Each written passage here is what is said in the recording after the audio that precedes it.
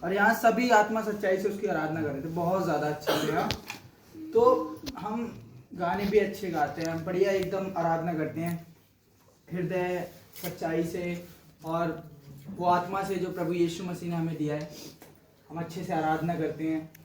But जब वचन का टाइम आता है तब बहुत से लोग मैं देखता हूँ कि बातें करने लगते हैं एक दूसरे से, हाँ, और चले जाते हैं। और फिर क्या होता है कि वचन कैसे ना कैसे उनसे जुड़ जाता है, वचन वो नहीं सुन पाते हैं।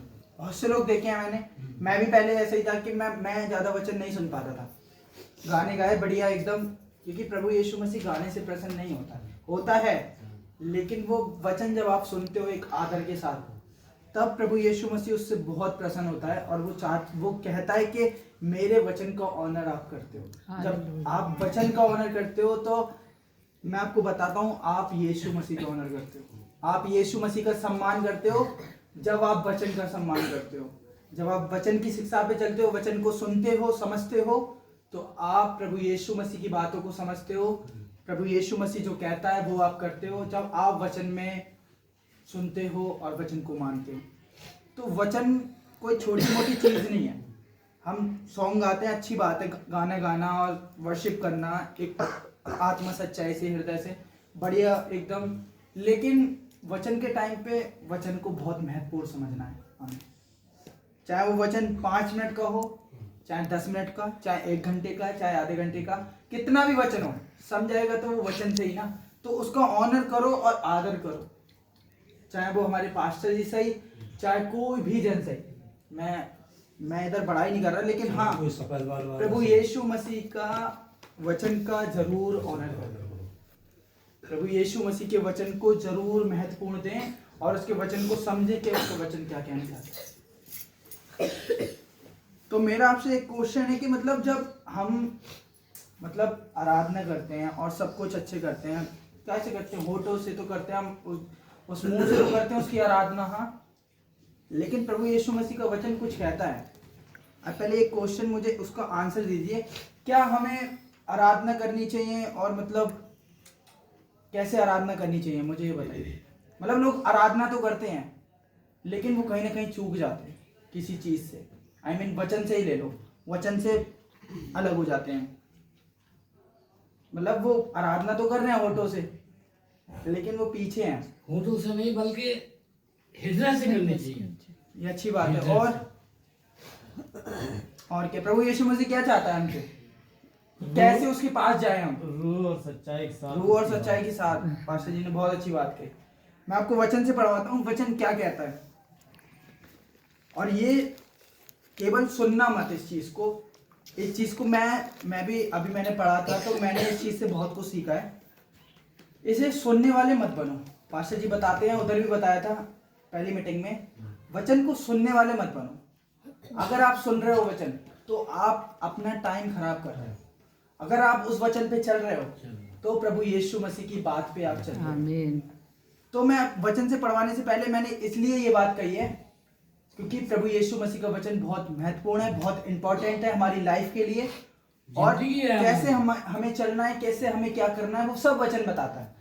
तो इस आयत को अगर मैं पढ़वाऊं, क्योंकि ये 2-4 लाइनों की आयत है, मतलब लाइनें नहीं, मतलब वर्ड्स की, लेकिन इस आयत को बहुत ध्यान से सुनना और इस पे मनन करना, ये वचन क्या कहता है। बाकी मैं आपको बताता हूँ, मेरे साथ निकालिए मत्ती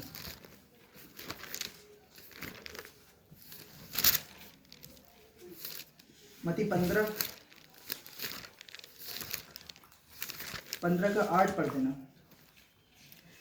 ये लोग होठों से तो मेरा आदर करते हैं, पर उनका मन मुझसे दूर रहता है। वचन बताता है अच्छी बात कि लोग होठों से तो मेरा आदर करते हैं, होठों से तो मेरी आराधना कर रहे हैं, जैसे अभी हम कर रहे थे, बट प्रभु यीशु मसीह ये क्यों कह रहा है, उनके मन मुझसे बहुत दूर है। क्यों कह रहा है? बाहर सुनाई आ रही है? बाहर हैं काफी लोग, आ रही है। तो प्रभु यीशु मसीह वचन से क्यों कह रहा है ऐसा? इसलिए कह रहा है कि होठों से नहीं बल्कि हृदय से, मन से मन से करना चाहिए। हम अपना हृदय, अपना मन आराधना में कर लेते हैं, लेकिन प्रभु यीशु मसीह कह रहा है कि हम होठों से तो तुम्हारी आराधना करते, मतलब होठों से तो मेरी आराधना करते हैं सब, लेकिन उनके मन मुझसे बहुत दूर है। दूर है। अब एक बात बताइए, अब मैं सपोज मैं हूँ, मेरे पापा हैं, ठीक है, एक एग्जांपल दे रहा हूँ, मैं उनकी मतलब हर बात मतलब उनकी तारीफ करूँ, ठीक है, उनकी जगह जगह तारीफ करूँ, उनकी गानों को गाऊँ, मतलब उनकी तारीफों में मैं लग जाऊँ कि मेरे पापा अच्छे हैं, ये सब वो सब, लेकिन उन्हें ये पता है कि मेरा बेटा बोलता तो बहुत कुछ है, लेकिन मुझसे उसका मन बहुत दूर है। मतलब वो जो कहता है वो सही कहता है, सब कुछ बढ़िया है, लेकिन उससे चल नहीं रहा है। ऐसे ही वचन बता रहा है, वचन कहता है कि तुम होठों से तो मेरी आराधना करते हो, लेकिन मेरे से मन तुम्हारा बहुत दूर है। दूर है। और मन इसलिए दूर है क्योंकि वचन हम सुनने वाले तो हैं, लेकिन वचन पे चलने वाले नहीं। इस वजह से हम उसके सम्मुख उसकी आराधना तो करते हैं, लेकिन वो मिलाप, वो जुड़ाव हमारा नहीं हो पाता है प्रभु यीशु मसीह से जो वो चाहता है। उससे हम वंचित रह जाते हैं। उससे बहुत वंचित रह जाते हैं हम। आशीषों से, मतलब जो आशीष वो देने वाला होता है उससे हम वंचित हो जाते हैं, उससे हम मतलब उन आशीषों को हम खो देते हैं। वो इसलिए खो देते हैं क्योंकि हम आराधना तो बहुत अच्छी कर रहे हैं, लेकिन हमने अपने बाहर से तो कुछ भी कर रहे हैं ना, लेकिन अंदर क्या है प्रभु यीशु मसीह के लिए, ये हमें जांचना है। हमारे अंदर प्रभु यीशु मसीह के लिए क्या ऑनर है, हम क्या उसकी बातों को मानते हैं, क्या वो जो चाहता है वो कर रहे हैं, वो हमें यहाँ डिपेंड करता है। हमारे ऊपर सोचना हमें चाहिए, हमें विचार करना चाहिए कि प्रभु यीशु मसीह का वचन क्या कह रहा है। तो ये ध्यान रखो, होठों से तो आराधना कर रहे हैं हम सब, लेकिन हम मन भी उसकी ओर ले जाएं, ताकि वो कहे कि हाँ मेरा ये बेटा है। अच्छा, जब कितना अच्छा लगता है जब एक बाप अपने बेटे से हाथ रख के बोलता है कि ये मेरा बेटा है, ये मेरा प्रिय पुत्र है, जो मेरी सारी बातें और सारी बातों को और सारी इच्छाओं को, मेरी जो सोच है उन पे चलता है, उन्हें मानता है। कितना अच्छा लगेगा। एक संसारिक पिता, मैं मान लेता हूँ, संसारिक पिता पे ले लो, संसारिक पिता ताऊ ही अपने बेटे को हाथ रख के कहेंगे कि ये मेरा बेटा प्रिय पुत्र है मेरा और मेरी हर एक बात मानता है, तो कितना अच्छा लगेगा उस बेटे को, कितनी खुशियां मिलेंगी उस बेटे को।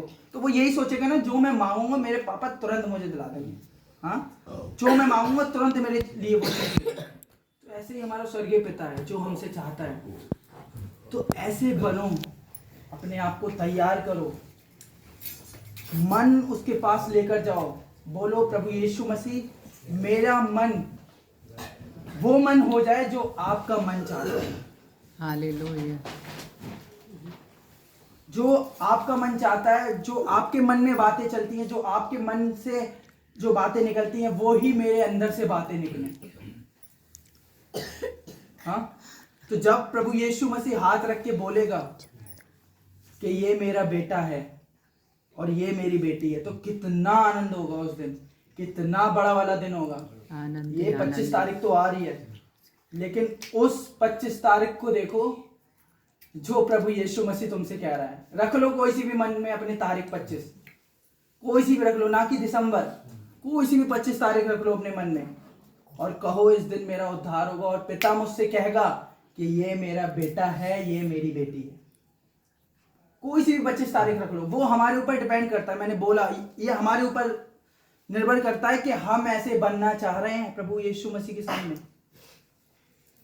प्रभु यीशु मसीह का वचन एक आयत में इतनी गहराई है, मैं हर बार बताता हूँ कि प्रभु यीशु मसीह की इतनी बातें हैं एक वचन में जो हम नहीं सोच सकते, ना विचार कर सकते।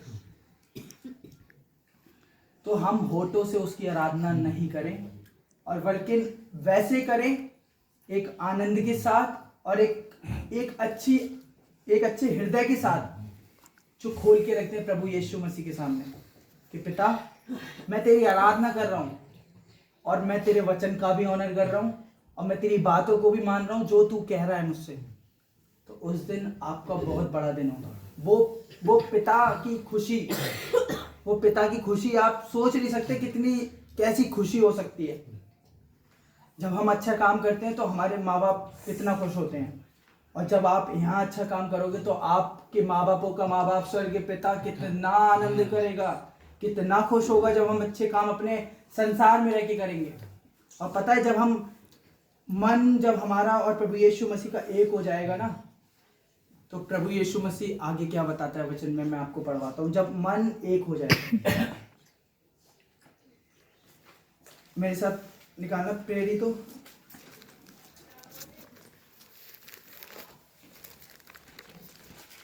17 उसकी 28 पढ़ना। 17-28।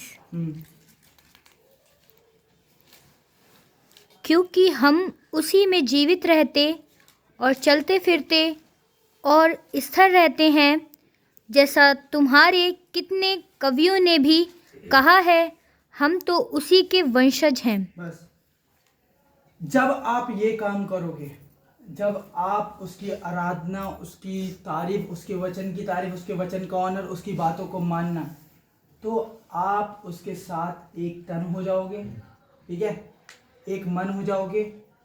तो आपके साथ वो चलेगा फिरेगा, आपके साथ उठेगा बैठेगा, आपके साथ वो वार्तालाप करेगा। लेकिन जब करेगा, जब हम अपने आप को बदलेंगे, जब हम अपने आप को पूरी रीति से चेंज करेंगे। बॉर्न अगेन मतलब नए जीवन को हम पाएंगे।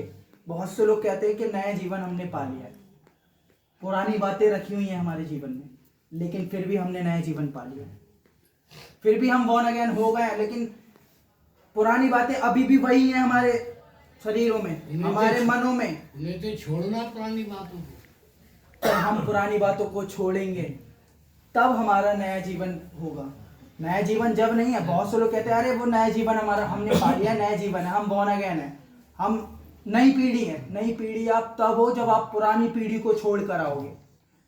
जब पुरानी पीढ़ी आप लात मारकर दूर करोगे अपनी, क्योंकि वचन बताता है कि वो किस पर हाथ रखकर पीछे नहीं देखना, वो कहता है जो हल पर हाथ रख के हाँ, पीछे के देखता है, जो पीछे को देखता है तो वो ईश्वर के राज्य के। वो प्रभु यीशु मसीह के स्वर्ग के राज की ओर नहीं जाएगा, वो स्वर्ग का वारिस है ही नहीं। जो लौट के जो बॉर्न अगेन है, फिर भी वो अपनी लाइफ को, पीछे वाली लाइफ देख रहा है कि मेरी लाइफ क्या थी क्या नहीं थी।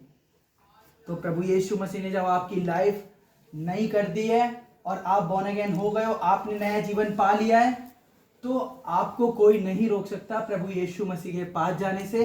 लेकिन जब जाएंगे आप, वचन बताता है जब होठों से नहीं वरन हृदय से उसकी आराधना करो, और सच्चाई से, आत्मा सच्चाई से, क्योंकि वचन बताता है वो उन आराधकों से प्रसन्न होता है, उन आराधकों से वो उसे खुशी मिलती है जो आराधक उसकी आत्मा और सच्चाई से उसकी आराधना करते हैं और उसका ऑनर करते हैं, उसकी बातों को मानते हैं, और उसकी जो राह पे वो चलाना चाहता है उस राह पे हम चलते हैं। तब वो हमारे संग संग जाएगा, संग संग फिरेगा। और जहाँ जहाँ वचन में लिखा है कि जहाँ जहाँ तू जाएगा वहाँ वहाँ मैं तेरे साथ रहूंगा।